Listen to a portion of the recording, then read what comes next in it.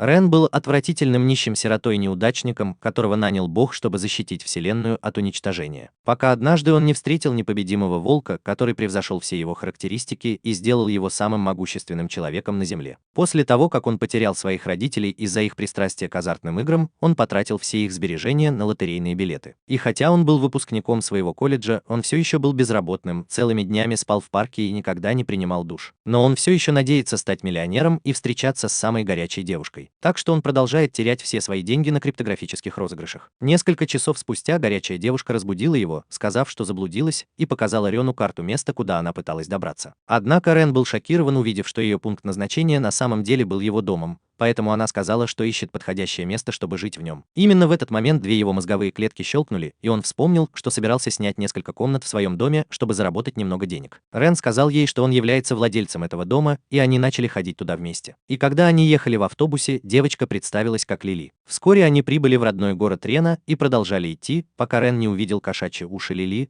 но они сразу же исчезли, и он подумал, что у него просто галлюцинации. Но когда Лили увидела летучих мышей, которые окружали их, она сказала Рену, что он должен быстро идти домой, и заставила его, ему нужно убежать оттуда. Однако всего через несколько мгновений летучие мыши появились снова, и Лили решила трансформироваться в свою истинную форму. Рен был потрясен, когда увидел, что она была девочкой-волком, но Лили оттолкнула его, когда на нее напала женщина-вампир, и они оба начали драться. Когда вампир улетел, он внезапно исчез, и Лили сразу поняла, что он достался Рену. Но когда вампир приблизился к Рену, Лили быстро подбежала к ним и подняла каменные кирпичи, чтобы бросить их в вампира. Как только ее удары достигли цели, вампир немедленно исчез, поэтому Лили вернулась в свою человеческую форму и решила не идти с Реном в его дом ради его безопасности. Но когда она уходила, Рен погнался за ней, потому что беспокоился о ней и сказал ей переночевать у него дома на некоторое время, а также ее безопасность. На следующий же день Рен внезапно проснулся от крика Лили и сразу же отправился к ней, но оказалось, что она боится кота Рена по имени Ванька. Так вот, Рен показал ей, что его питомец совершенно безобиден. Однако Лили сказала, что у них возникли проблемы с телевизором, но когда он открыл занавеску, они увидели снаружи сотни летучих мышей. Так что Лили сразу же преобразилась, как только увидела их. Рен сразу же задернул занавеску, но летучие мыши ворвались в окно и превратились в девушку-вампира, которую видели прошлой ночью, и она взяла Рена в заложники. Однако, когда девочки снова начали ссориться, Рен закричал на них, чтобы они прекратили драку, так как это сломало его мебель. Пока они спорили, в животе вампира внезапно заурчало. Так что Рен приготовил им что-нибудь поесть. Девочка-вампирша представилась как Вивиан и сказала, что тоже планирует снять комнату в его доме. Однако Рен понял, что он может быть тем, кто обманывает их, вместо того, чтобы быть тем, кого всегда обманывают. Поэтому он позволил им остаться, заставив заплатить двойную арендную плату. Однако они оба были против того, чтобы жить вместе. Но когда Лили разбила стол, Рен велел ей навести порядок и отвел Вивиан в ее комнату. Но так как Вивиан оставила свои вещи на улице, она выпрыгнула из окна, чтобы принести их обратно в дом, чтобы заплатить за квартиру. Но когда она достала свой кошелек, ее денег там уже не было,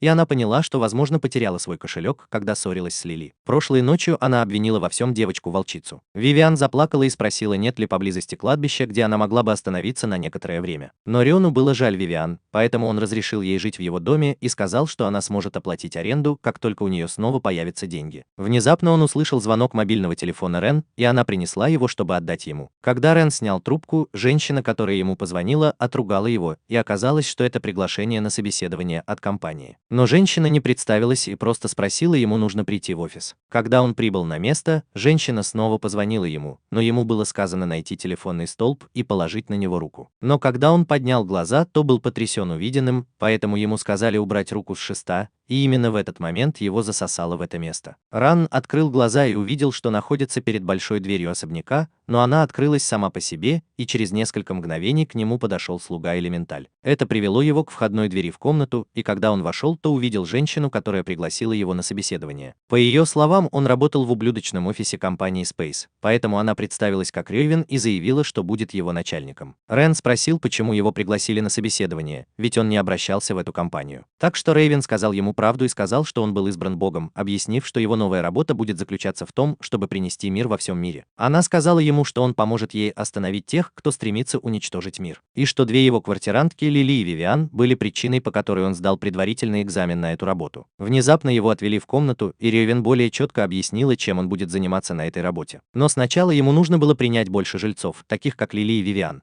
потому что этих существ называли изгоями. Его цель состояла в том, чтобы помочь ей не допустить, чтобы какая-либо группа людей обратила вспять человеческую эволюцию с помощью искусственных средств. И он сказал, что его работа также заключалась в том, чтобы уберечь своих жильцов от неприятностей. Они снова вернулись в офис Рейвен, и Рин попросила разъяснить, что он не сделает ничего плохого на этой работе. Поэтому Рейвен пообещала ему, что этого не произойдет, потому что они хотят мира во всем мире. После того, как она показала ему его контракт, Рен подписал его и был телепортирован обратно в свой дом. Поэтому он показал контракт Лили и Вивиан и рассказал им обо всем, что произошло. Однако они оба не были знакомы с Рейвен, и так как Рен была поручена забота о них, Вивиан подумала, что Рейвен не на стороне охотников на демонов. Они также обсуждали этих охотников на демонов в своем разговоре, и Вивиан сказала, что эти люди были гибридными монстрами с полулюдьми кровь. Так что они были врагами таких же отверженных, как и они. Но через религиозную организацию они уже вступили в контакт с людьми и стали представлять для них угрозу. Но Вивиан сказала, что если охотники на демонов найдут их, им придется покинуть дом, чтобы Рен был в безопасности от их врагов. Пока Рен отдыхал, ему приснилось, что он находится в другом месте, но он сразу же подумал, что это всего лишь сон, и попытался ударить себя, чтобы проснуться. Но ему было только больно, как будто он был в реальном мире. Он начал идти, но наткнулся на нескольких волков, которые погнались за ним, и когда он упал на колени, волк напал на него. Именно в этот момент он проснулся с помощью Лили, но когда он коснулся своих волос, то почувствовал волчий мех в своих руках. И Вивиан сказала, что она не чувствовала никакой темной магии от этого. Она попросила Лили понюхать его и назвала ее собакой, но она не была знакома с его запахом. У Вивиан были туфельки с кольцами из 2 серебряных браслетов, которые она купила в одной египетской деревне сотни лет назад. Она была уверена, что то, что пережил Рен во сне, было необычным, и что браслеты обладали способностью уничтожать злых существ. Она также попыталась применить к нему свою магию крови, но, к ее удивлению, это не сработало. Поэтому она использовала другую технику, сильное снотворное заклинание, но оно подействовало только на Лили, которая сразу же уснула, и на Рена тоже не подействовало. Внезапно Рейвен позвонила ему и попросила прийти к ней в офис на следующий день. Когда он пришел в офис Рейвен, то был удивлен, что слуга стихий так и не появился. Но внезапно появился Рейвен Кейн. Когда они вошли в ее офис, Рейвен передала Рену терминал для передачи данных и сказала ему, что он может воспользоваться им, если его жизнь будет в опасности во время у него есть задание. Но услышав это, Рен сразу же понял, что может погибнуть на этой работе. Поэтому Рейвен заверила его, что пока у него есть еще какая-то работа, они всегда смогут найти новое тело для его души. Из-за этого он чувствовал себя бессмертным, пока выполнял эту работу. И после этого Рейвен отвезла его в центр усовершенствования, где они должны были провести его тест на повышение квалификации в качестве нового экзаменатора. Рейвен утверждала, что это была корректировка тела, которая даст ему особые способности, поэтому она достала что-то похожее на гроб и убедила его войти в него. Но из-за своего страха он не решался войти в машину. Так что Рейвен просто пнула его ногой, чтобы он забрался внутрь. Рейвен начала тест на улучшение. И когда он внезапно исчез, Рейвен забеспокоилась и задалась вопросом, правильно ли она нажала на кнопку. Но когда Рен проснулся, его отправили обратно в то же самое место, которое ему приснилось на днях. Пока он ходил по комнате, терминал данных активировался и сообщил ему, что Рейвен нажала еще одну кнопку,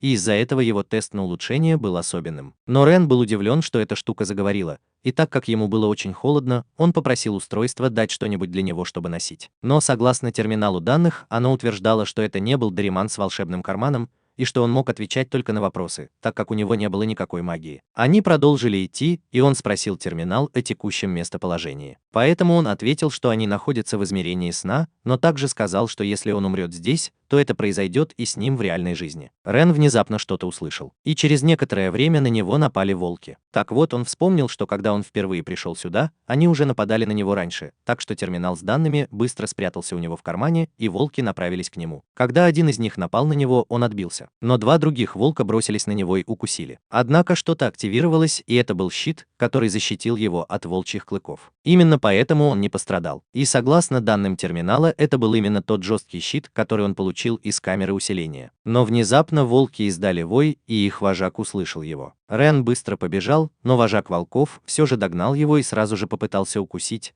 но его щит снова защитил его, и это повредило драгоценные зубы волка. Волк заговорил с ним и спросил, с какой целью он пришел в этот район. Но Рен был потрясен тем, что он может говорить, и сказал, что он просто путешественник. Но волк вскоре понял, что он лжет, судя по его запаху. Он узнал от волка, что в этом месте также живут люди, и кроме больших волков, голодные маленькие волки также приходили туда и спрашивали, как им поесть. Так вот, Рен заключил сделку с вожаком волков, что если его отвезут туда, где живут люди, он найдет дантиста, который вылечит его клыки. В первом классе волк заявил, что людям нельзя доверять, но он согласился на его предложение и сразу же отвел его в деревню, где стояли хижины людей. Когда они прибыли, Рен вошел в хижину и увидел стальную пластину с чем-то выгравированным на ней, и это было ему знакомо.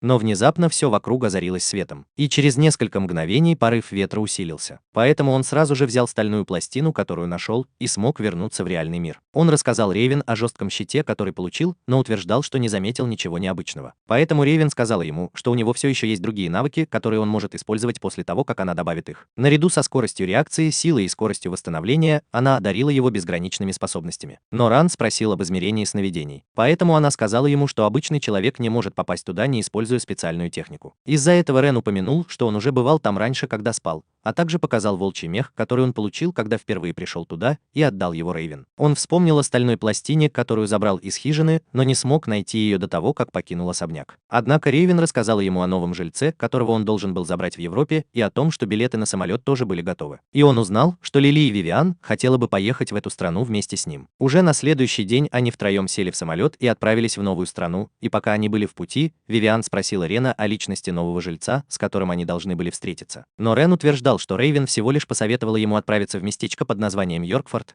и что он ничего не знает об этом арендаторе. Лили сказала, что очень рада познакомиться с их новым арендатором, а Вивиан была поражена тем, как высоко могут летать самолеты. Так вот, Лили насмехалась над ней и спрашивала, не первый ли раз она летает на самолете, и называла ее брокером. Через некоторое время они приехали в деревню, и Вивиан заявила, что местность изменилась, и что раньше здесь была только бесплодная земля. Но Рен спросила ее, бывала ли она здесь раньше, и Вивиан сказала, что когда-то давно жила в Англии. После того, как они немного погуляли, Рен подумала, что они заблудились. Поэтому Вивиан заявила, что ее английский так же хорош, как и у носителя языка. И попыталась объяснить, спросила дорогу, но она была разочарована, когда никто не понял ни единого ее слова. Но после того, как Рен расспросил ее, она призналась, что жила здесь несколько веков назад. Поэтому Рен объяснил, что с тех пор произношение изменилось. Однако Вивиан использовала свой мозг и заставила Лили понюхать конверт, который был у Рена, так что Лили смогла проследить путь до места назначения с помощью своего мощного собачьего носа. И в конце концов, они прибыли в свой отель. Вивиан и Лили пришли в восторг, увидев всю эту роскошь в гостиничном номере, и Лили заказала доставку еды и напитков в номер и начала жевать вкусную еду. Однако Вивиан была возбуждена мягкими подушками, и они обе издавали странные звуки. Мы должны оставаться сосредоточенными, братья. Мы должны оставаться сосредоточенными. Поэтому Рен громко закричала и велела им заткнуться. После того, как он наказал их, Рен открыл карту, чтобы выполнить свою задачу и найти нового жильца. Но так как карта была написана на другом языке, он ничего не смог понять. Так что он позвонил на терминал и попросил его о помощи, но терминал заявил, что его система устарела, и связал их с компанией Рейвен для получения помощи. Рейвен спросила его, нашел ли он арендатора, но Рен сказал ей, что они только что прибыли, и спросил ее, где находится Йоркфорд. Но она утверждала, что исследование – это базовый навык, который должен знать каждый экзаменатор. И все же Рен сказал, что язык на карте был другим. Именно тогда Рейвен смутилась и признала, что система терминала устарела. Поэтому она немедленно связалась с технической поддержкой и обновила его терминал. Обновленный терминал сообщил, что теперь он может переводить на любой язык, но также предупредил Рена, что любые негативные комментарии в адрес Рейвен приведут к наказанию. Однако Рен утверждал, что он говорит только факты, и внезапно над его головой появилось облако и ударило в него молнией. Лили рявкнула на терминал, чтобы проверить, понимает ли он ее волчий язык, но он не смог перевести это, и Рен догадался, что она сказала что-то о еде. Так что они решили направиться в столовую и поужинать. Лили не проявила никаких хороших манер и ела в своей обычной грязной, отвратительной манере. Но тем временем патрульный Вивиан заметил какие-то странные заклинания и предупредил ее об опасности. Поэтому она попросила Рена и Лили вернуться в свою комнату. Но как только они собрались уходить, их прервал незнакомец и спросил, можно ли ему посидеть с ними. Но после того, как Вивиан спросила, кто он такой, он представился как Нангонг. Рен спросил его, знает ли он о Йоркфорде. И Нангонг сказал ему, что это и его пункт назначения. Но он расспросил Рена о цели его визита туда, так как многие туристы не знают об этом месте. Однако Вивиан заявила, что предпочитает районы, где нет ни местных жителей, ни посетителей, и Рен сказал, что это была рекомендация его друга. Но хотя Нангун сказал им, что это пустошь, где сохранились только руины замка,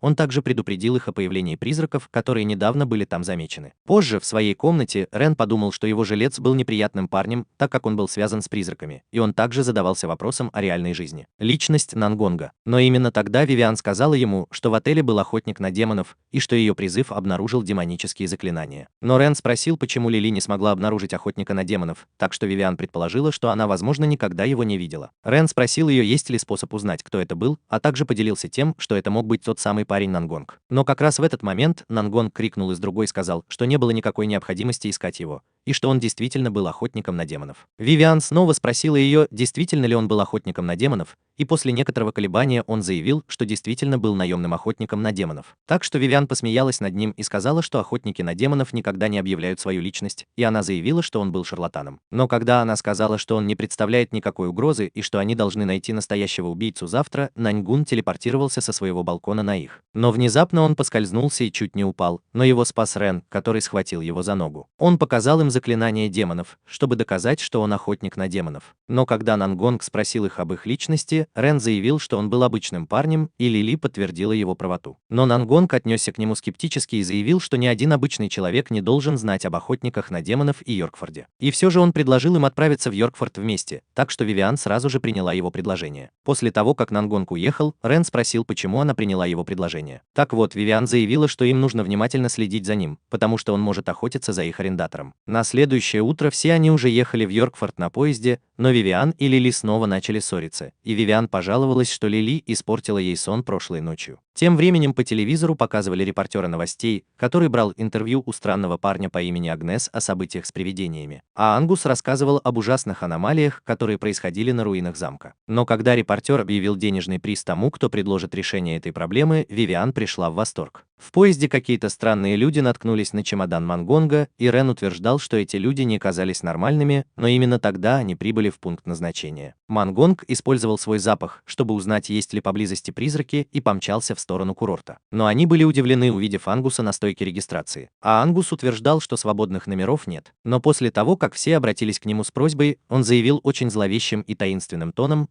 что обязательно постарается их разместить. После долгого ожидания Ангус подготовил комнаты для их проживания, и Вивиан пришлось делить комнату с Лили, но ее раздражал голод даже во сне. Рен делил комнату с Мангонгом и поблагодарил его за сотрудничество, но когда Ангус спросил о цели их визита, Мангонг сказал, что он был охотником на демонов и пришел сюда, чтобы уничтожить всех злых духов в замке. Затем Ангус представился как владелец отеля и спросил Рена, не является ли он также охотником, но Рен ответил, что он просто путешественник. Однако Мангонг попросил Ангуса предоставить некоторую информацию о замке, включая карту, но Ангус заявил, что карты замка не существует, когда-либо созданных, и продолжил объяснять историю замка. Он объяснил, что давным-давно в замке вспыхнуло восстание, и многие солдаты погибли в подземных тайных туннелях. Так что теперь они превратились в призраков и преследуют любого охотника за сокровищами, который попытается проникнуть в замок. Он также рассказал, что лорд Йоркфорд любил собирать редкие сокровища и построил тайные туннели с ловушками, чтобы защитить свои ценности. Но после его смерти богатство унаследовал его старший сын, и из-за этого два других сына объединились и начали восстание против него. Ангус утверждал, что весь город превратился в поле битвы, а все три брата погибли на войне. Позже Рен рассказал Вивиан всю историю. Она щелкнула пальцами и сказала, что нашла что-то интересное. Она объяснила, что ее летучие мыши учуяли запах каких-то призраков из замка, и подтвердила, что эта история действительно правдива. Однако она сказала, что источник запаха находился под замком, а не на земле, так что у кого-то не было возможности увидеть призраков на земле. На землю. Рен был озадачен этими загадками и подумал, что это как-то связано с их новым жильцом. Позже ночью Рен напугал Мангонга, когда тот смотрел на фотографию и случайно уронил ее. Но Рен вовремя поймал ее и увидел изображенного на ней человека. Однако Мангонг выхватил ее обратно и извинился, сказав, что это был кто-то особенный для него. Но после того, как Рен задал еще несколько вопросов, Мангонг заявила, что это была ее сестра, и что у охотников на демонов тоже были семьи. Именно тогда он лег в свой странный спальный мешок и заявил, что он защищает его от магических заклинаний и насекомых.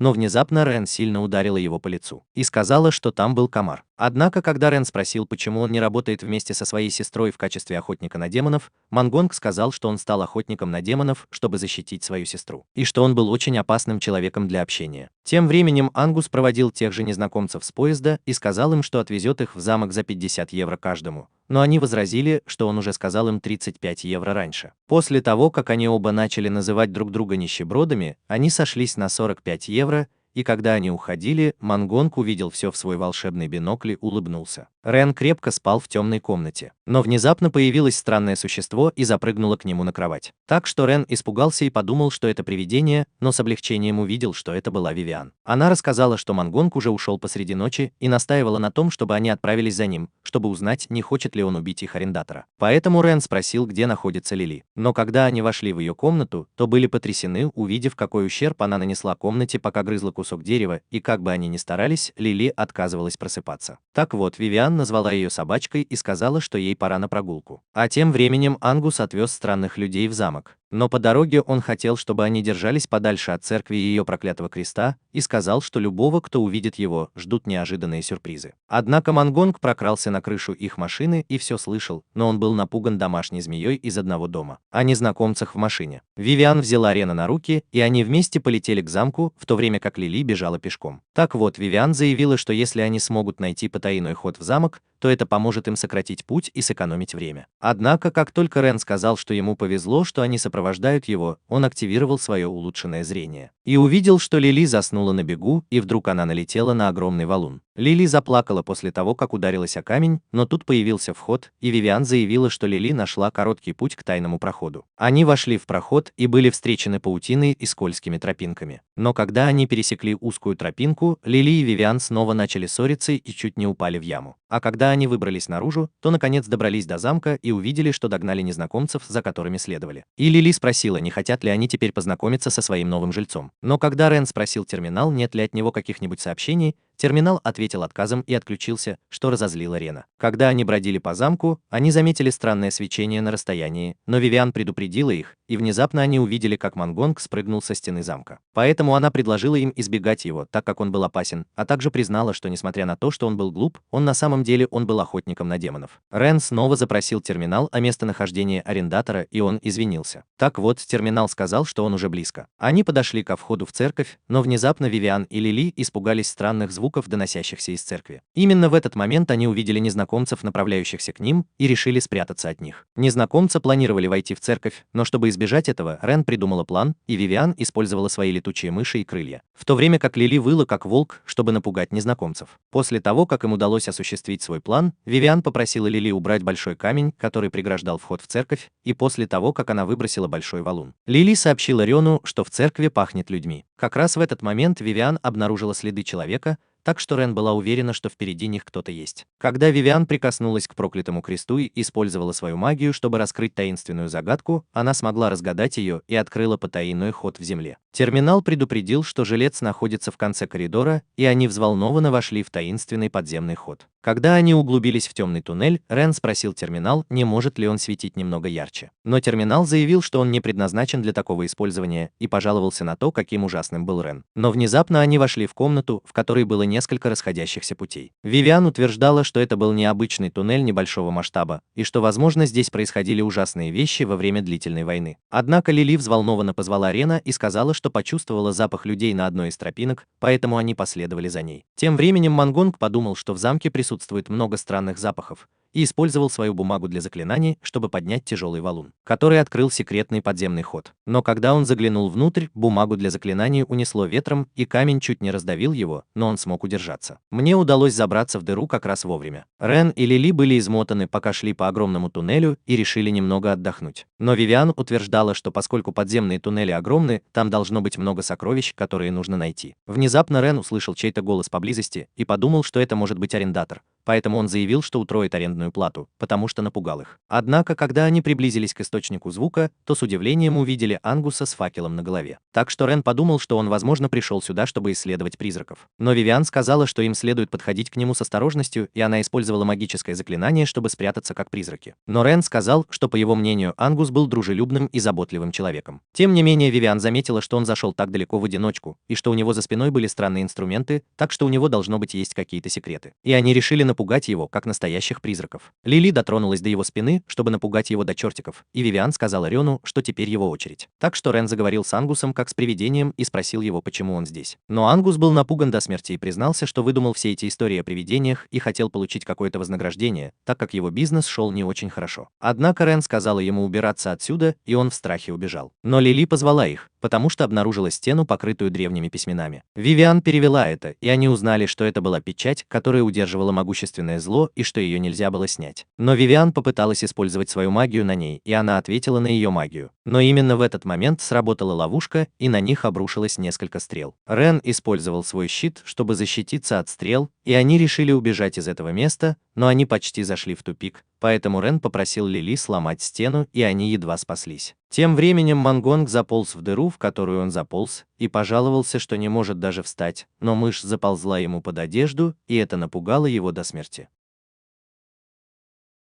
Рен и девочки выбрались из одной ловушки, но внезапно на них обрушился огромный камень, но им удалось увернуться от него, прислонившись к стене. Однако Лили бросилась в погоню за огромным камнем, и Вивиан объяснила, что поскольку она была собакой, именно так и поступают собаки, поэтому они побежали за Лили. Но внезапно в земле открылась щель, и Лили упала внутрь. Так что Вивиан бросилась внутрь со своими крыльями и спасла Лили. Тем временем Мёнгонг добрался до стены, за которой скрывалось зло, и заявил, что всю свою жизнь упорно тренировался ради этого момента. Но как только он применил свою магию к стене, стрелы посыпались и на него, и он закричал от страха и боли. Вивиан благополучно приземлилась рядом с Лили, но Рен упал сверху и приземлился на них обоих. Однако Вивиан увидела комнату, полную сокровищ, и как раз в тот момент, когда они уже собирались подойти к ней, Рен предупредил их, что внутри могут быть спрятаны ловушки. Через некоторое время сокровища и еда исчезли, а перед ними появилась яма. Так что Вивиан поняла, что, возможно, на них была применена какая-то магия галлюцинаций. Когда они шли вперед, Рен заявил, что их жилец должно быть опасный человек, и что существует вероятность того, что именно он был запечатан с помощью магии. Но пока они шли во время этого обсуждения, Рен активировал еще одну магическую ловушку на стенах, и стены начали двигаться, чтобы сокрушить их. Тем не менее, Лили попыталась использовать свою магию, но была потрясена, увидев, что ее магия была истощена, и то же самое произошло с Вивиан. Но Рен сказал им не сдаваться и решил остановить стены своими силами. И вдруг стены остановились. Но Рен был потрясен и понятия не имел, как это произошло. И все же Вивиан что-то заподозрила в нем. С другой стороны, Мангонг запустил ловушку с валуном, но легко увернулся от нее. Но он утверждал, что если он последует за валуном, то упадет в яму. Поэтому он думал, что он был гением. Однако он все равно упал в яму и был сброшен в воду. Рен и девочки были измотаны и подумали, что им нужно немного отдохнуть. Но внезапно перед ними появились волшебные рыцари. Лили знала, что это были призраки солдат-ловушек, поэтому Вивиан сказала, что здесь опасно сражаться со всеми этими ловушками, и они решили убежать. Лили сразилась с одним из рыцарей и легко уничтожила его, используя его собственный меч, и разрушила еще одну стену в комнате, в то время как Вивиан заблокировала вход в нее. Лили заметила что-то написанное на мече, и Вивиан перевела это, чтобы узнать, что рыцари на самом деле были стражами, которые защищали демонический камень. Так вот, Вивиан объяснила, что демонические камни используются для общения и вызова опасных демонов, и утверждала, что стражи были там, чтобы убедиться, что никто не выпустит демонический камень. Запечатанный демон. Но Рен увидел что-то на потолке и как бы невзначай спросил Вивиан, как выглядит этот камень, и после того, как она описала его, он указал на вершину и спросил, тот ли это камень, который она описала. Так вот, все трое были потрясены, увидев демонический камень, который висел у них на макушке. Тем временем Мангонг продолжал идти, хотя и был весь в воде, и пел песню Эльзы из фильма «Замороженные» с этой фразой. В любом случае, его никогда ничего не беспокоило. Но как раз в этот момент он почувствовал запах каких-то мощных магических заклинаний и пришел в восторг от того, что находится на правильном пути. Он увидел плакат, на котором было написано, что путь впереди заблокирован, но Мангонг приготовил свои разрушительные заклинания. Рен спросил терминал, может ли он позвать на помощь, но терминал отказался и сказал, что общеизвестно, что он может позвать на помощь только в том случае, если его жизнь находится в опасности. Вивиан заверила его, что камень может быть активирован только при воздействии на него внешней силы. Внезапно заклинания Мангонга взорвались, и цепи вокруг камня разорвались. Так что двери автоматически открылись, и в комнате появились десятки охранников. Теперь все трое приготовились сразиться с ними. Взрывная волна пробила крышу, и Рен услышал смех Мангонга. Поэтому он попросил Вивиан и Лили вернуться в свои человеческие формы. Но когда Мангонг сбил пару охранников и вошел в дом, он прыгнул к демоническому камню, но упал на землю, так как не умел летать. Тем не менее, он все же заверил их, что беспокоиться ни о чем, так как он профессиональный охотник на демонов. Но когда стражники приблизились к ним, он встал и посыпал стражников магической искрящейся пылью, которая остановила их на пути, и пустил в них стрелы, убив их. Их вытаскивают одного за другим. Однако Рен и девочки были окружены охранниками, поэтому Вивиан сказала, что ее магия легко уничтожит охранников,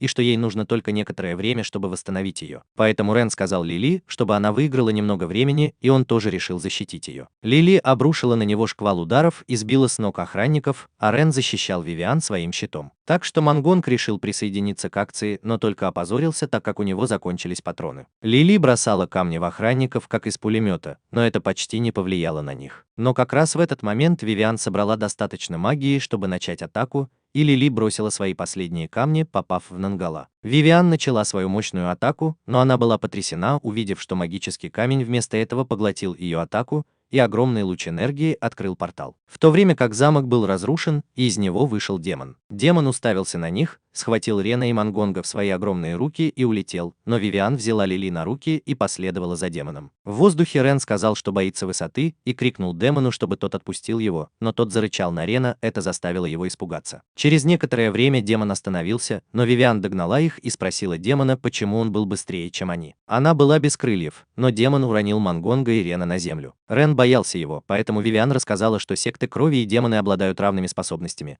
поэтому она увеличила свою силу до максимума с помощью усиления. Однако Рен и Лили были удивлены, увидев две луны в небе, и одна из них была кроваво-красного цвета. Вивиан кричала, что она собирается использовать силу, которая когда-то уничтожила Посейдона. Но в этот момент демон назвал Рена своим домовладельцем, и Вивиан и Лили были шокированы тем, что демон оказался тем новым жильцом, за которым они охотились. Терминал выскочил и поздравил Рена с завершением его миссии, а также сообщил, что это и есть новый жилец. Итак, демон представился как Язак. Но Рен спросил терминал, уверен ли он, что это именно он, и терминал показал, что источником сигнала на самом деле был он. Язак потряс Мангонга вверх и вниз и сказал, что это он разбудил его, но внезапно он потерял хватку и отбросил его куда-то далеко. Изак настаивал на том, чтобы они что-то подписали. Но Вивиан была обеспокоена тем, что Рен не должен подписывать никаких соглашений с демоном. И все же Лили стряхнула его огромную руку с кончика ногтя и сделала его своим другом. Так что Язак объяснил, что хочет подписать договор аренды с Реном в качестве своего арендодателя. Рен шепотом спросил Вивиан, стоит ли им беспокоиться об охране замка,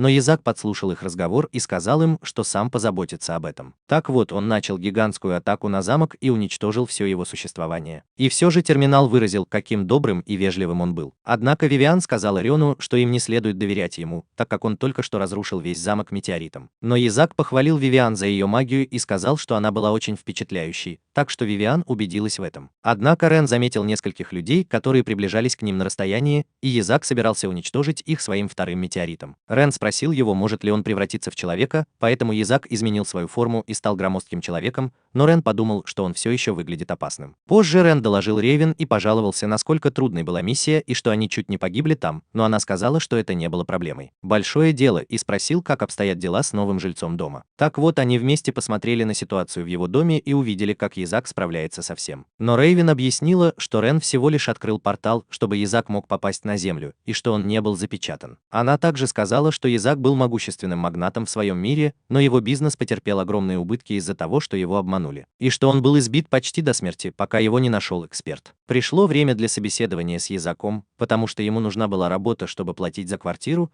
но Вивиан и Лили снова начали ссориться, так что Рен пришел к нему домой, радуясь, что день прошел спокойно и все обошлось хорошо. Позже в тот же день Вивиан переделала старый склад Рена в свое собственное жилое помещение, и Рен был поражен ее мастерством. Но она сказала ему, что нашла кое-что, о чем он должен знать, и показала ему старую металлическую табличку с какой-то надписью на ней. Он признался, что нашел это, когда был ребенком, и куда-то положил. Но внезапно он узнал надпись и был потрясен, увидев табличку, которую нашел в царстве снов. Вивиан объяснила, что сходство этих табличек объясняется какой-то причиной, но она не смогла понять, в чем именно. Но их беседа была прервана, когда полицейские позвонили Рену и сказали ему, что Язак был арестован ими. Так что Рен сказал, что он должен пойти и помочь ему выбраться. Однако позже ночью с Лили произошло что-то странное. Уже на следующий день Рен вышел из дома и направлялся на встречу с Рейвен, но он пожаловался, что она позвонила ему слишком рано утром. И все же терминал сообщил ему, что у нее есть для него важное задание. Продолжая идти, он услышал звуки музыки и заметил симпатичную девушку на скамейке, которая сидела там со своей гитарой в надежде заработать немного денег. Но когда Рен решил уйти, девушка помахала ему рукой, и оператор терминала попросил его оставить ей немного мелочи. Однако Рен сказала ему, что он забыл свой бумажник дома, и сказала, что улыбка была бы для нее более ценной. Но девочка сделала сердитое лицо и назвала его скупым. Рен пришел в офис Рейвен и забеспокоился, увидев ее сердитой. Но после того, как он спросил, что произошло, Рейвен объяснила, что аутсорсинговая компания случайно уволила своего нового арендатора в 895 световых годах от Земли. Поэтому она дала Рену его следующее задание и приказала ему отправиться на эту планету, чтобы верните арендатора обратно. Однако Рен жаловался, что он только что вернулся из Англии и теперь не хочет лететь в космос. но Рейвен наказала его и сказала, чтобы он думал более всесторонне, как экзаменатор. Он сказал ей, что сердитое лицо ей совсем не идет, и спросил, как он доберется до этой планеты. Так что Рейвен показала ему космическую станцию Купера и сказала, что она обновит его терминал, чтобы он мог добраться туда. Но Рен расспросил ее об обновлениях, и Рейвен упомянула, что он сможет использовать функцию телепортации и иметь свой собственный космический корабль. Ран разволновался и спросил, сможет ли он телепортировать других людей вместе с ним, но Рейвен сказала, что это возможно, но она сказала ему, что там нет ничего невозможного. Были бы некоторые недостатки, такие как рвота. Однако она рассказала, что поскольку планета в основном покрыта океаном, она договорилась с экспертом по морским вопросам, чтобы он сопровождал ее в поездке. Но Рен был потрясен, увидев ее, так как это была та же самая девушка, которую он видел на скамейке с гитарой. Рен сказал, что он уже встречался с ней, и девушка назвала его скупым парнем, и она сказала, что эта девушка будет его новой квартиранткой. Вернувшись в свой дом, Рен представил девушку Вивиан и остальным, и она сказала, что ее зовут Ю, и что она была, а еще я был изгоем. Но она сказала, что она была сиреной и родилась и выросла на этой земле. Так вот, Вивиан объяснила, что сирены – это очень древняя раса среди отверженных, и обычно они живут глубоко в океанах. А поскольку у них был только женский пол, сирены размножались с помощью тайных церемоний. Но как раз в этот момент у Ю заурчало в животе, и она сказала, что проголодалась. Так что Вивиан встала и сказала ей, что приготовит большой пир, чтобы поприветствовать ее как нового жильца. Однако, когда Юй похвалила Вивиан за то, что она даже приготовит еду для ее заклятого врага Лили, Вивиан сказала, что хочет, чтобы она растолстела и в конечном итоге бросит ее монстром. И с этими словами Вивиан и Лили снова начали свою кошачью драку. «Так почему же ты сказал, Рен, что здесь все интересные люди?» А Рен сказала, что ей здесь никогда не будет скучно. После того, как они поели, Рен сказал, что скоро отправится на свою миссию, чтобы привести еще одного жильца. И он сказал, что кроме Ю только одно место было открыто в команде. Поэтому он спросил их, кто хочет составить ему компанию. Лили попросила разрешения поехать с ним, и Вивиан сказала, что она легко может сориентироваться в любой точке Земли. Но Рен сказал им, что пункт назначения находится в открытом космосе. Как раз в этот момент Гизак поднял руку и сказал ему, что он уже облетел 7 галактик. Так что Рен решил, что он будет идеальным кандидатом. Но Лили была разочарована и плакала, говоря, что тоже хочет полететь в космос. Как раз в этот момент у нее заболел живот, и Рен попросила ее пока отдохнуть. Уже на следующий день Рен, Гизак и почему вы стояли на балконе. И Рен спросили у терминала, почему они здесь оказались. Так вот, там объяснили, что никто не должен видеть их до того, как они телепортируются, и терминал ярко засветился, и луч света доставил их на космическую станцию Койпера. Рен был поражен, увидев открытый космос, и их приветствовал гид станции. Но Рен был потрясен, когда на терминале выяснилось, что она инопланетянка, и он подумал, что инопланетяне будут выглядеть более странно и опасно. Юй подпрыгнул и сказал, что гравитация здесь такая же, как на Земле. Так вот, гид станции объяснил, что все параметры на станции были установлены таким образом, чтобы они были дружелюбны ко всем расам. Но она пришла в восторг, когда Ю сказал, что на станции нет людей. Так что Рен вежливо спросила ее об этом, и гид объяснил, что станция служит узлом для всех путешественников, и они не задерживаются здесь надолго. А теперь она сказала им, что они направляются к зарезервированному для них космическому кораблю, где Рен найдет инопланетян, которые соответствуют его описанию. Так что Рен пришел в восторг. Когда они добрались до космического корабля, Ю и Рен закричали, что он огромный,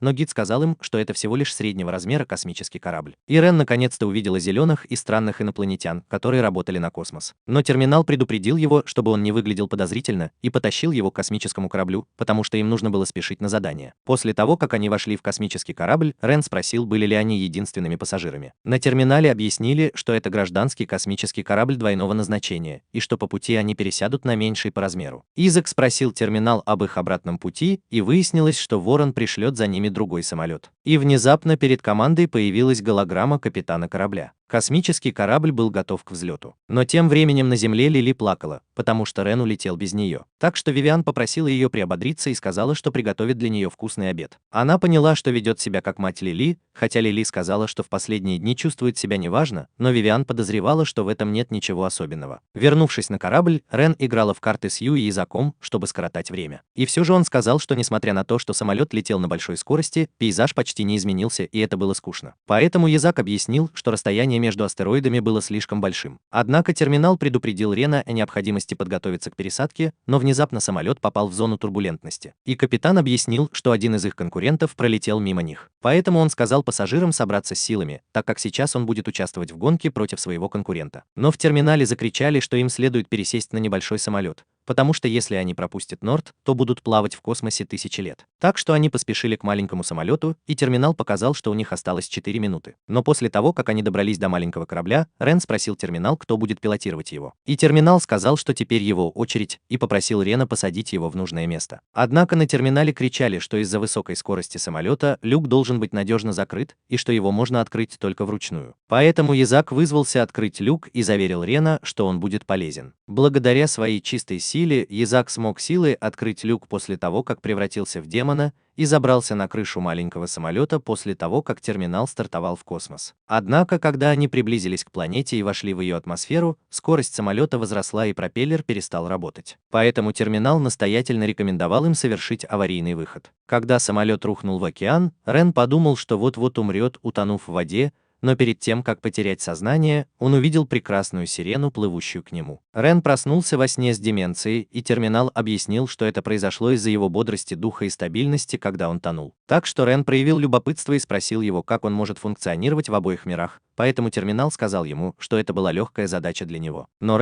он услышал звуки борьбы и увидел, как волчьи существа сражались с другим видом волков. Когда на них собирались напасть, Рен прыгнул между ними и использовал свой щит, чтобы защитить их. Но волки спросили, не жалеет ли он их и не оскорбляет ли их племя. Но Рен сказал, что он просто хотел им помочь. Так что они поблагодарили его за защиту. Однако они спросили о Дантисте и спросили его, помнит ли он о своем обещании, но Рен сказал им, что он принесет его в следующий раз, и так как он защитил их. Они доверяли его словам. Слова. Рен показал волку металлическую пластинку, которую он взял отсюда, и спросил его о языке. И волк ответил, что это древний язык, который использовался в молитвах и ритуалах, и что его научил этому один старый человек, когда он был маленьким ребенком. Однако, прежде чем Рен смог собрать больше информации, терминал объявил, что его путешествие в этот мир подошло к концу, и внезапно Рен очнулся в реальном мире. Юй поприветствовал его и сказал, что Изак чуть не поджарил его электрическим шаром, чтобы разбудить, но тот не смог. Он утверждал, что пока это происходит с Реном, ему не о чем беспокоиться. Так вот, Рен поблагодарил всех, и терминал показал, что пока Рен спал, он просканировал всю планету. И Рен сказал, что терминал действительно полезен, а не просто служит фонариком. «Почему ты указал на 2 точки на карте и спросил, что они обозначают?» Так вот, терминал объяснил, что это остатки космического корабля арендатора. «Почему ты заметил, что один из обломков находится в океане?» Так вот, она сказала, что это было ее поле битвы. Рен сказала им, что поскольку тот, что ближе, находится в лесу, они должны сначала посмотреть туда, и это потому, что шансы жильца быть рядом с этим местом были очень высоки. Выше. Так что они согласились на это и отправились на поиски арендатора. А тем временем на земле Вивиан приготовила еду для Лили и сказала ей, чтобы она ела столько, сколько ей захочется. Но после того, как Лили съела немного, она пожаловалась, что у нее чувствительный нос, а Вивиан положила в него много чеснока. Вивиан удивилась, почему она узнала о чесноке только после того, как съела его так много, и Лили упала в обморок. Вивиан забеспокоилась и сказала ей, чтобы она не подшучивала над ней. Но внезапно глаза Лили заблестели, и она вырвалась из объятий Вивиан. Но когда она попыталась вырваться, Вивиан схватила ее и сказала, чтобы она не выходила на улицу. Где-то далеко 2 таинственных мужчин сказали, что вот-вот что-то начнется. Вернувшись на странную планету, Рен шел вместе с Юй и Изаком, и терминал попросил его соблюдать правила дорожного движения. Но Рен был измотан и жаловался на то, что ему еще долго придется идти пешком. Тем не менее, они добрались до места, где потерпел крушение корабль арендатора, и после того, как Рен заметил это, он спросил терминал, был ли этот корабль запланирован на Землю. И когда он согласился, Рен сказал, что если бы он врезался в Землю, это вызвало бы большую катастрофу. Изак подошел к кораблю и открыл дверь, чтобы заглянуть внутрь, но так никого и не нашел. Поэтому он осмотрел весь корабль и медленно разобрал все детали, в результате чего корабль превратился в маленький кусочек металла. Однако он нигде не смог найти арендатора. Поэтому на терминале объяснили, что у пассажира будет больше шансов быть найденным в грузовом отсеке корабля, потому что его конструкция очень прочная, и его шансы выжить там будут выше. Вот они и решили проверить другое место крушения. Они подъехали к краю обрыва, и терминал предупредил их о том, что это место находится прямо впереди, под океаном. Так что Ваю мгновенно прыгнула в воду, что удивило Рен, но она наслаждалась водой и сказала, что уже давно не плавала так хорошо. Она бросила свою одежду в сторону Рена и переоделась в свою русалочью форму, и Рен немного смутилась. Но на терминале объяснили, что место крушения находится на глубине 5000 метров под поверхностью, и Рен задалась вопросом, как они туда доберутся. Однако почему ты кричал, что она может взять с собой на место катастрофы только одного человека? И терминал прошептал Рену на ухо, что именно он должен отправиться туда, так как ему заплатят за эту работу. Но Изак беспокоился о них. Так почему же ты заверил его, что она защитит Рена?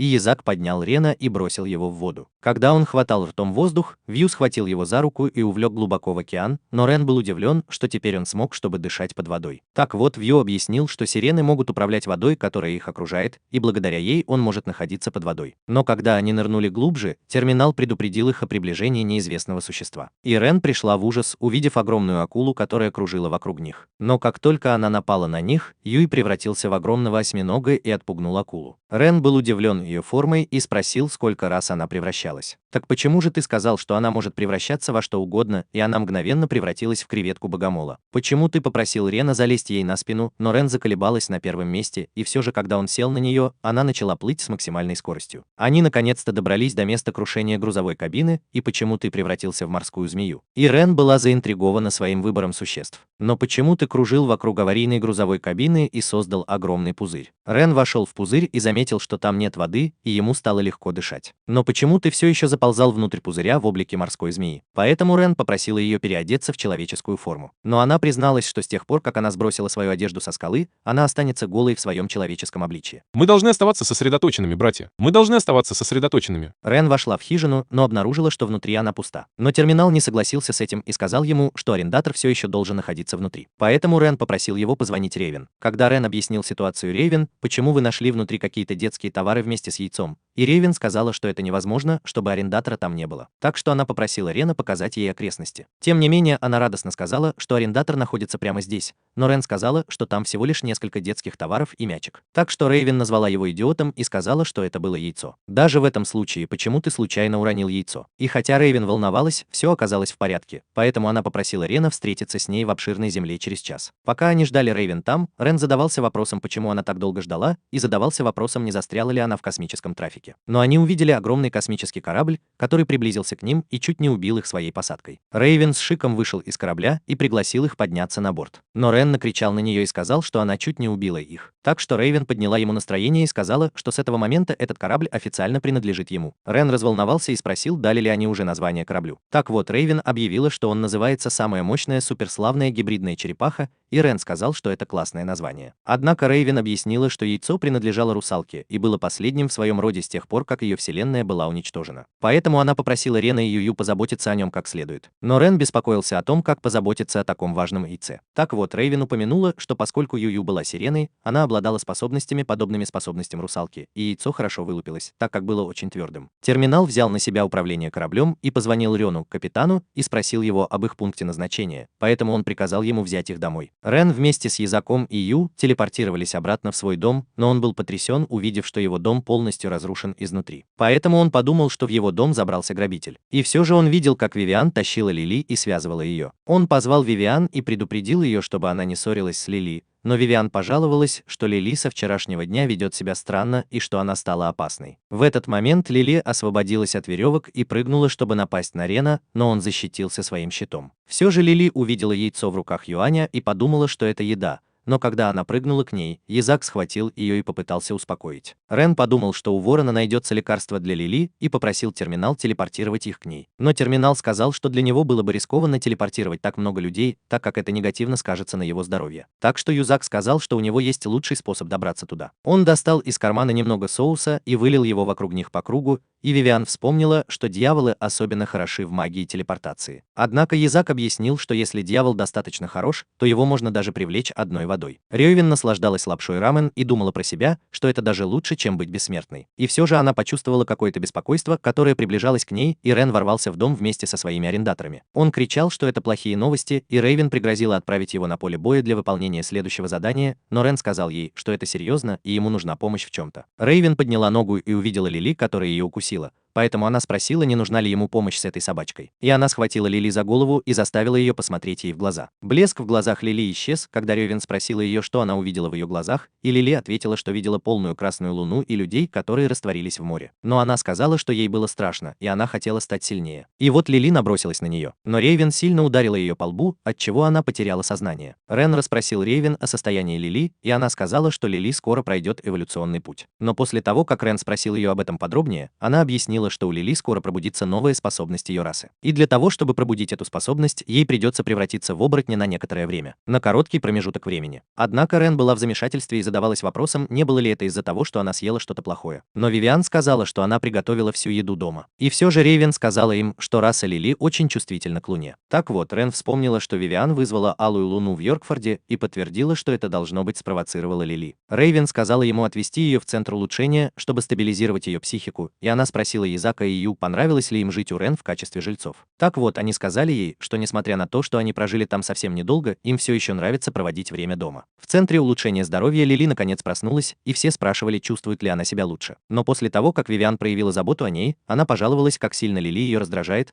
но после небольшой ссоры они оба рассмеялись. Рен попросил всех разойтись по домам раньше него и сказал, что ему нужно отчитаться перед Рейвен. Но как только он вошел в ее кабинет, Рейвен велела ему представить отчет о своей миссии на другую планету. Однако Ран пожаловалась, почему эта компания запрашивает отчеты, как и любая другая обычная компания. Поэтому Рейвен сказала ему, что если он не представит свой отчет в ближайшее время, то не получит свою зарплату. И все же она спросила его, как обстоят дела в его доме с новыми жильцами. И он сказал, что ему повезло найти хороших жильцов с различными полезными навыками. Однако Рейвен сказала ему, что Лили придется пройти через процесс превращения в оборотня, чтобы завершить свою эволюцию, но Рен спросил, не придется ли ему снова привести ее сюда. Однако Рейвен сказала ему, что было бы опасно постоянно подавлять ее. Она сказала Рёну, что ее следующая реверсия произойдет в ночь полнолуния, и когда она посмотрела на свой календарь, то увидела, что уже завтра. Но она сказала, что будет занята весь день. Закрой крышку. Закрой крышку прямо сейчас. И попросил Рена позаботиться об этом самостоятельно. Однако Рен пожаловался, что это опасно, и он не сможет сделать это в одиночку. Так что Рейвен напомнила ему, что он должен сам позаботиться о своих арендаторах, и его арендаторы тоже будут рядом, чтобы поддержать его. По дороге домой Рен купил еду и палатку, чтобы подготовиться к эволюции Лили. И Терминал подумал про себя, что он с нетерпением ждет того, что произойдет ночью. Но таинственный мужчина наблюдал, как Рен проходит мимо него. Рен вернулся домой и увидел Вивиан, которая приготовила специальную формулу. Но когда он спросил, был ли это смертельный яд, так как он был очень вонючим, Вивиан сказала ему, что это было специальное зелье, которое содержало 10 видов сушеных трав. И формулу ее крови, которая будет иметь особый эффект на стабилизацию духа. Однако, когда капля зелья упала на землю, Рен заметил, что это привело к остановке, поэтому он задумался, можно ли его пить. Он сообщил Вивиан, что они отправятся в поход в сумерках, и спросил, приготовит ли она зелье к тому времени, поэтому Вивиан подмигнула ему в ответ. Соглашение. Рен отвез всех в место, удаленное от городской застройки, и заверил, что их никто не увидит. Но Лили начала играть с яйцом, и Рен сказал ему, что это не игрушка. Он спросил, почему она была так спокойна до своей эволюции, но Вивиан сказала, что она приготовила свое специальное зелье на случай, если что-то пойдет не так. Но Рен стал еще больше беспокоиться из-за этого. Со временем Вивиан попросила Лили преобразиться, но она сказала, что не в настроении. И Вивиан сказала, что ей очень хочется спать, так что все, кроме Лили, уснули. Через некоторое время Лили уставилась на яркую полную луну и завыла по-волчьи. А Рен проснулся после того, как услышал ее и увидел, что все остальные уже проснулись, чтобы засвидетельствовать ее эволюцию. Он накричал на Лили и спросил, все ли с ней в порядке, но Вивиан напомнила ему, что она была в бессознательном состоянии. И Юзак призвал всех, кто находился внутри его круга защитных заклинаний, чтобы избежать сильного ветра, который создавала Лили. Однако ветер прекратился, и когда дым рассеялся, все были потрясены, увидев, что Лили превратилась в огромного волка. Но Терминал просканировал ее и показал, что она действительно превратилась в легендарного хаски. Так вот, все были удивлены, увидев, что Лили на самом деле была собакой, но Рен спросил, почему она такая большая. И когда он подошел к ней поближе, Вивиан предупредила его, что она может быть опасной. Но вместо этого Лили лизнула его, и он почувствовал облегчение, узнав, что она хочет поиграть только с Реном. И все же Лили снова посмотрела на Луну и громко завыла, что услышали те же двое незнакомцев, которые сказали, что настоящее действие вот-вот начнется. В ее глазах снова появился тот же блеск, и Лили была готова напасть. Но Вивиан бросила ей в рот свое специальное зелье и уверенно сказала, что оно усыпит любого волка. Однако оказалось, что зелье на нее не подействовало, и Рен напомнил ей, что Лили на самом деле была хаски. Лили перепрыгнула через них и побежала в сторону города, а Рен сказал, что они должны остановить ее до того, как она доберется туда. Поэтому он попросил Вивиан нести его, пока она летит. Но когда они погнались за ней, Рен рассказал, что у него есть план, как остановить ее на полпути. Поэтому он приказал Езаку заставить ее остановиться на некоторое время с помощью своей силы и попросил Вивиан поднять его прямо над Лили после того, как она остановится. Но когда Езак остановил ее силой, Лили сильно ударила его лапой, и он отлетел к Ю,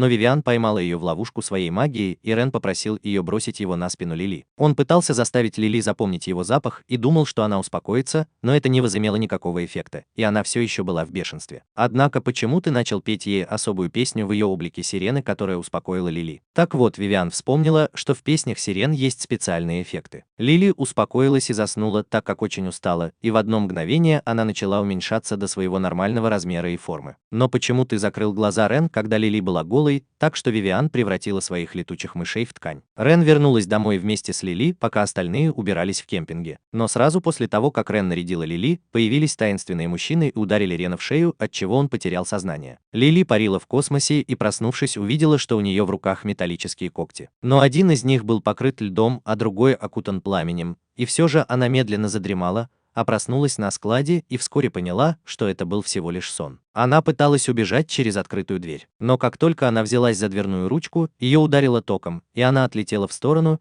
и именно в этот момент перед ней из воздуха появились две таинственные личности. Лили расспросила их об их личности, так что они рассказали, что были ее компаньонами и могли помочь ей во всем, но Лили была сбита с толку, поэтому они сказали ей, что секта крови околдовала ее, и что они были плохими парнями. Однако Лили спросила их о местонахождении домовладельца и сказала им, что они не были плохими парнями, но таинственные парни запретили ей встречаться с ними снова. Однако Лили отказалась и бросилась на одного из них, так что другой парень телепортировался позади нее и ударил ее рукой без сознания. Когда они обсуждали, как они будут учить Лили ее гипсу, одна из летучих мышей Вивиан отделилась от нее и попыталась убежать, а один из парней попытался остановить ее. Это было сделано, но он потерпел неудачу. Вернувшись домой, Юй разбудил Рена и расспросил его о местонахождении Лили, и Вивиан упомянула, что ее нигде не было в доме, и что это был уже первый раз, когда она пропустила прием пищи. Так вот, Рен вспомнил, что кто-то вырубил его, когда он пришел с ней домой. Айзек был в ярости, и все решили поискать Лили. Но в этот момент летучая мышь Вивиан вернулась, и она подумала, что теперь можно легко отследить местонахождение Лили. Однако Вивиан сказала, что ее связь с этой летучей мышью была прервана из-за какой-то магии, использованной на ней. Но почему ты предложил Рену сканировать летучую мышь с помощью терминала? И терминал показал, что на нем были следы различных материалов. Так вот, Язак вспомнил, что эти материалы использовались для производства стали на Земле. Так вот, Вивиан думала, что Лили держат на сталелитейном заводе, а Рен вспомнил, что недалеко от северного пригорода есть промышленный район, так что они решили разделиться. И Рен сказал, что поедет с Вивиан. Таинственные люди воздвигли вокруг здания странный магический барьер, и старший брат поклялся, что не позволит секте крови добиться своего. Когда Рен и Вивиан летели, Рен желал безопасности Лили, но Вивиан сказала ему не волноваться, так как она заранее послала своих летучих мышей. Тем не менее, одна из ее летучих мышей была повреждена барьером, и Вивиан была предупреждена об этом явлении. Когда они подошли к зданию, Вивиан увидела черную магию и сказала Рену, что она уже сталкивалась с этой магией раньше, и что это очень опасно. Так что они знали, что Лили была заперта внутри. Тем временем Язак и почему ты добрались до выхода из другого здания, и Язак сломал дверь выхода, но строители разозлились из-за его действий. Вивиан бросила камень в барьер, и он сразу же превратился в пыль. И еще она сказала, что с этой магией было трудно справиться даже ей. Но Рен проявил свою заботу о Лили. Так что Вивиан предположила, что она верит в то, что Рен обладает способностью сводить на нет любую магию. И она сказала, что заметила это еще в Йоркфорде. И все же она сказала, что это всего лишь догадка, которая может оказаться ошибочной, но Рен смело сказал, что попробует это сделать и попросит Вивиан полетать с ним. Таинственный парень по имени Эван заметил Вивиан и направил на них магический луч. Но Вивиан защитила их своей магией, и Рен спросил Эвана, не он ли похитил Лили. Однако Эван превратился в оборотня и сказал, что он был ее настоящим спутником, но когда он атаковал их своими магическими взрывами. Вивиан снова и снова уворачивалась от него, пока не приземлилась на самом верху балкона. Она попросила Рена зайти внутрь и поискать Лили, пока она будет отвлекать этого оборотня. Но Рен увидел, что находится под ним, и сказал, что он не сможет спрыгнуть так далеко. Однако Эван прыгнул к ним, и Рен спрыгнул с балкона. И когда Эван чуть не набросился на Вивиан, она вырвалась и контратаковала его своей магией. И после того, как он увидел, насколько она сильна, Эван спросил ее, не является ли она графиней Багровой Луны. Вивиан сказала, что почти забыла этот титул, и спросила его, может ли она вернуть Лили. Тем временем Рен забрался на крышу здания и понял, что у него действительно есть сила, способная свести на нет любую магию. Так вот, он вошел в здание и начал искать Лили, но тут его встретил старший брат Эвана, который очень сильно напал на него. Рен защищался своим щитом, но он оказался для меня более сильным, поэтому Рен решил спрятаться и убежать.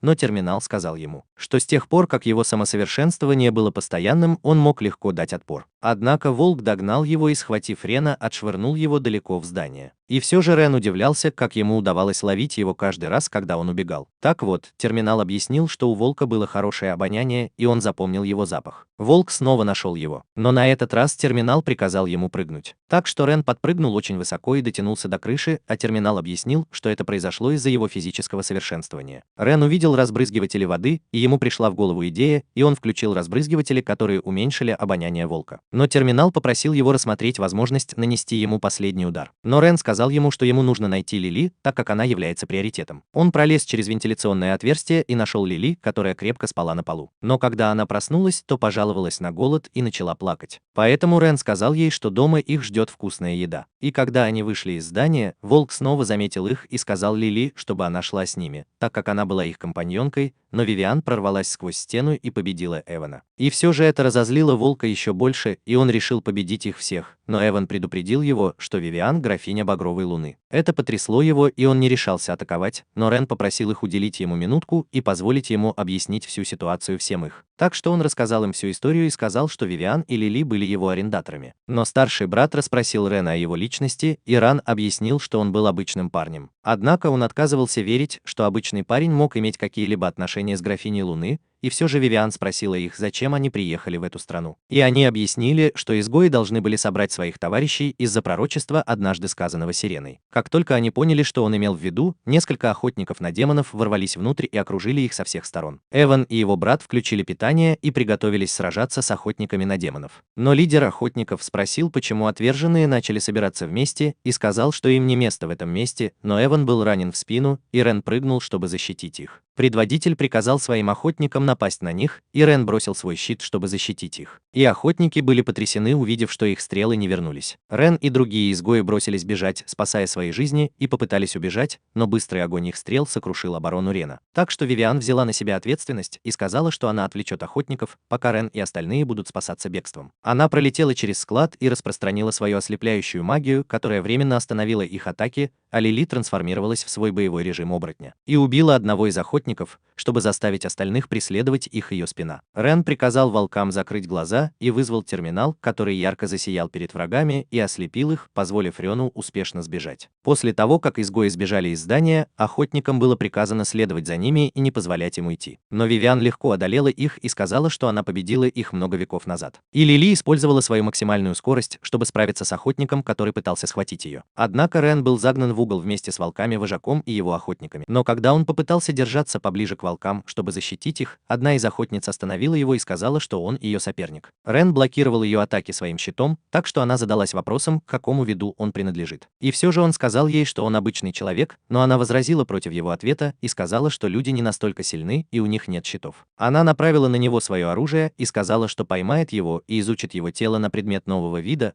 но Рен бросил в нее терминал, чтобы просто отвлечь внимание. Так вот, когда она отвернулась, Рен прыгнул к ней, чтобы напасть. Однако она телепортировалась и контратаковала своими стрелами, но Рен защищался щитом, демонстрируя при этом невероятную силу. Используя свое улучшенное тело, Рен ударил ее кулаком в воздухе и повалил на землю. Но после того, как он одержал победу, Рен услышал вопль Лили и побежал к ней. Вивиан и Лили объединились против охотников, и пока Вивиан отвлекала их своими битами, Лили мгновенно вырубила их своей силой. Тем временем Эван бросился в атаку на лидера и его ведомого охотника. Но в его сторону на большой скорости полетела стрела. Так что его старший брат заслонил его своим телом и был пронзен стрелой. Однако Эван пришел в ярость и бросился на охотника. Но предводитель ударил его в спину своим магическим кинжалом, и половина тела Юаня замерзла внутри кристаллов. Он начал пытать Юаня и угрожал убить его, а его старший брат умолял его сохранить ему жизнь. Так вот, предводитель спросил его о цели их путешествия сюда и сказал, что сохранит жизнь его брату, если тот ответит честно. В этот момент Рен бросился в бой и встал перед вожаком, чтобы защитить волков, и хотя вожак думал, что это было забавно, но Лили присоединилась к Рен в драке и сказала, что состояние Ин было не очень хорошим. Итак, Лили решила использовать свою недавно приобретенную силу, полученную в результате эволюции. И после того, как она собрала свою магическую силу, она создала два когтя на своих руках, один с силой огня, а другой с силой льда. Но по мере того, как она продолжала собирать больше магической силы, Лили создала огненный и ледяной торнадо, которые столкнулись и выпустили пар. Лидер был потрясен ее магией, и охотники защищались своими заклинаниями, но после того, как туман рассеялся, они увидели, что изгои сбежали. После того, как Рен и изгои достигли отдаленного места, Вивиан применила свою магию, чтобы обеспечить безопасность в этом районе, но Лили сказала, что Эван его нужно было лечить, так как его травмы были критическими. И все же, когда Рен расспрашивал старшего брата о восстании отверженных, тот сказал ему, что это станет большим ударом для охотников на демонов. Как раз в этот момент появились Язак и Юю вместе с Терминалом. Так что Рен заверил Волка, что они на его стороне. Но Терминал бросился к нему и пожаловался, что им злоупотребляют. «Почему ты увидел раненую волчицу и сказал, что она может легко исцелить его с помощью своей лечебной магии?» Но старшая волчица сначала отнеслась к этому скептически. «Так почему же ты уверил его в ее магии воды?» Она окружила Волка огромным пузырем воды и сказала всем, что это займет некоторое время. Так что Вивиан решила тем временем расспросить Волка, и он согласился, так как считал, что сам втянул их в эту историю. Однако Рен представил его как человека, похитившего Лили, и Зак разозлился. Но он объяснил, что они не причинили ей никакого вреда, так что Волк рассказал, что они похитили Лили из-за пророчества Сирены. Но почему он не знал ни о чем подобном? Так вот, Волк объяснил, что охотники на демонов и изгои сражались друг с другом в течение долгого времени. Но согласно пророчеству приближался день возвращения, изгои собирались вместе, и число охотников на демонов уменьшалось. И он подтвердил, что они захватили Лили, чтобы собрать изгоев, но Лили спросила, почему он не сказал об этом с самого начала. Так что Волк сказал, что, по его мнению, она находится под контролем Вивиан, секты крови. И все же Вивиан насмехалась над ней и сказала, что если она когда-нибудь и будет кого-то контролировать, то это будет кто-то более сильный, а не слабый, как Лили. Именно в этот момент Юэн проснулся и был полностью исцелен Ю, так что его старший брат поблагодарил ее за это. Но в этот момент на них снова напали охотники, и Рен защитил их своим щитом. Охотник бросился в атаку, но Язак схватил его за голову и прижал к земле. Таким образом, лидер раскрыл себя, и Вивиан с Лили сказали Язаку атаковать его самым сильным ударом. Но Язак сказал, что они должны поговорить с ним и попытаться договориться 1 числа. Однако предводитель бросил в него кинжал, который попал Язаку в грудь, но расплавился, едва коснувшись его. Так что Язак снова предупредил его и велел все обсудить, но предводитель продолжал метать в него кинжалы. Язак изо всех сил старался не прибегать к насилию и убедить его,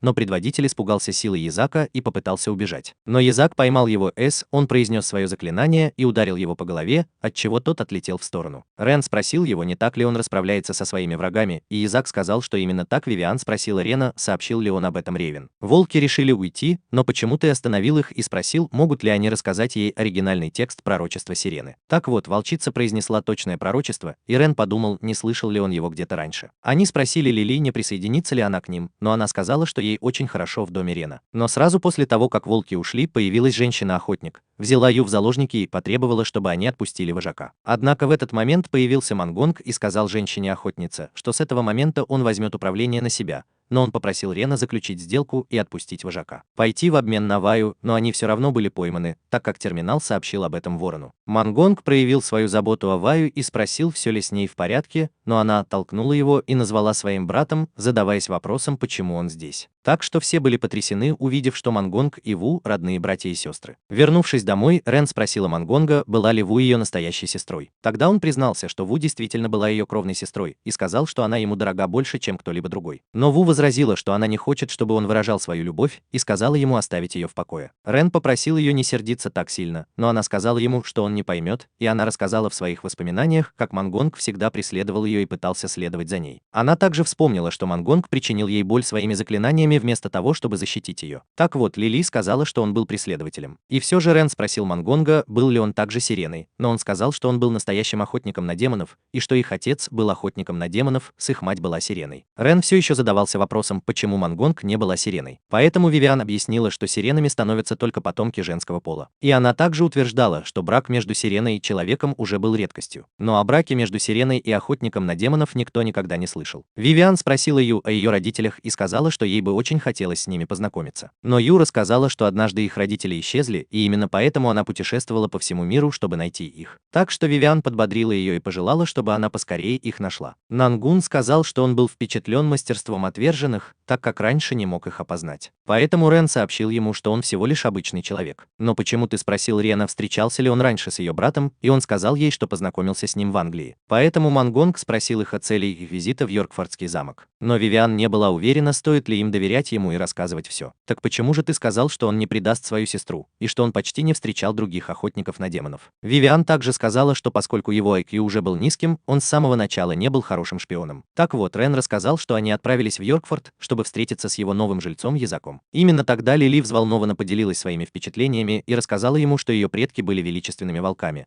но Рен задался вопросом, были ли хаски тоже волками. Поэтому Лили смутилась и спросила, что он имел в виду. Рен подумал, что Лили, должно быть, ничего не помнит, поэтому он рассказал ей, что на самом деле она превратилась в хаски еще до того, как эволюционировала. Но Лили начала плакать и кататься по полу. Так вот, Вивиан сказала, что существует точный способ проверить ее кровь на наличие предков. Она попросила Лили встать и выпрямиться, и в этот момент Вивиан укусила Лили в шею своими вампирскими зубами, но все были шокированы, и Мангонг подумал, что Вивиан напала на нее. Багги-Зак успокоил всех, и Вивиан рассказала, что именно таким способом можно проверить наличие у нее крови. Поэтому Лили попросила предупредить ее, прежде чем она сделает это в следующий раз. Вивиан сказала, что это была хорошая новость, и Лили подумала, что она оборотень. Но она сказала, что в Лили течет кровь королевской собаки, а также хаски, так что Лили разозлилась, и они снова начали ссориться. Тем временем раздался звонок в дверь, и Рен поинтересовался, не появились ли в его доме новые гости, и Мангонг решил открыть дверь. Но именно волки пришли в дом Рена, и Эван был потрясен, увидев охотника на демонов в доме Рена. Так что они оба приготовились к бою и трансформировались, но Изак дисциплинировал их и попросил Рена объяснить ситуацию. Но даже после того, как Рен признался, что он посторонний член группы, старший волк не хотел доверять ему. И все же он сказал, что его IQ недостаточен для того, чтобы быть шпионом, так что это не имеет значения, и Эван посмеялся над ним. Вивиан спросила их о причине их визита на этот раз. Так вот, старший брат сказал им, что они здесь для того, чтобы пригласить их присоединиться к своей группе. Но отверженным было не до смеха, и Вивиан спросила, действительно ли он верит в такое пророчество. Так что Эван попытался напугать их и сказал, что они находятся в поле зрения охотников на демонов и что даже Рен будет втянут в эту историю. Но Вивиан возразила и сказала, что ее силы будет достаточно, чтобы защитить Рена, и они снова будут сражаться с охотниками на демонов в любой день. Однако старший волк достал блестящий кусочек золота и сказал, что он может понадобиться графине,